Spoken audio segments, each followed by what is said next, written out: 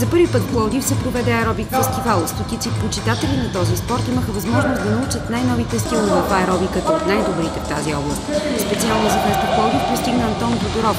Той е международен фитнес инструктор, който преподава в Италия, Германия, Испания, Унгария, Аржентина. Това е в момента в Италия, Германия, Испания, Швейцария, Франция.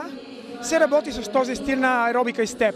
Малко по-модерен, както виждате вече самото облекло на инструктора е малко по-различно. Работиме с дълги панталони, не толкова открити.